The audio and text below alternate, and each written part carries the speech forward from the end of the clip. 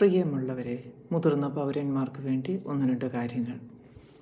ഉള്ളവനും ഇല്ലാത്തവനും പ്രായമെത്തുമ്പോൾ ആരുമില്ലാത്തവനാകുന്നു. പ്രായമായ ആളുകളെ ഒറ്റപ്പെടുത്തുന്നവർക്ക്, നോക്കാൻ നേരമില്ലാത്തവർക്ക് പറയാൻ നിരവധി കാരണങ്ങളും ന്യായങ്ങളുമുണ്ട്. ജോലി തിരക്ക് മൂലമാകാം, സ്വത്തിൻ്റെ പേരിലാവാം, ഒത്തുപോകാൻ പറ്റാഞ്ഞിട്ടാവാം, അതൊക്കെ എന്തുമാകട്ടെ. റിട്ടയർമെൻറ്റ് ഹോം എന്ന ഓമന പേരിൽ വൃദ്ധസദനങ്ങൾ ഉണ്ടാക്കി സ്വകാര്യ വ്യക്തികൾ കാശുവാരുന്നു. സർക്കാരിൻ്റെ കീഴിലും അംഗീകാരത്തിലും പ്രവർത്തിക്കുന്ന ഷെൽട്ടർ ഹോമുകളും ധാരാളമുണ്ട്.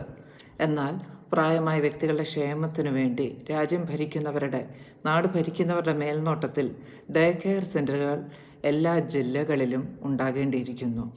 ഇത് വോട്ട് കിട്ടാൻ വേണ്ടിയുള്ള കാട്ടിക്കൂട്ടലുകൾ ആവാതിരിക്കട്ടെ. സ്ഥാപനമുണ്ടാക്കി കിട്ടുന്നത് കൈയിട്ട് വാരാനുമല്ല. കുഞ്ഞുങ്ങളുടെ ഡേ കെയർ പോലെ തന്നെ മുതിർന്നവർക്കുമാകട്ടെ ഒരു ഡേ കെയർ. വീടുകളിലിരുന്ന് മുഷിയാതെ ആരോഗ്യം അനുവദിക്കുന്ന ആൾക്കാരെ കഴിവതും ഉൾപ്പെടുത്തി അവരെ കൂടുതൽ ഉന്മേഷവാന്മാരാക്കുക, സന്തുഷ്ടരാക്കുക. ഇവരെ നോക്കാനായി യോഗ്യതപ്പെട്ട ആളുകളെ ജോലിക്കായും വയ്ക്കാം.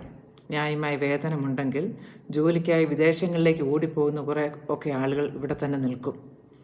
ഏറ്റവും പ്രധാനമായി വൃദ്ധജനങ്ങൾക്ക് എതിരെയോ അവരുടെ മാനസിക പിരിമുറുക്കത്താൽ അവരാൽ ഉണ്ടാകുന്നതോ ആയ പൊല്ലാപ്പുകൾക്ക് ഒരു പരിധിവരെ നിയന്ത്രണമാകും.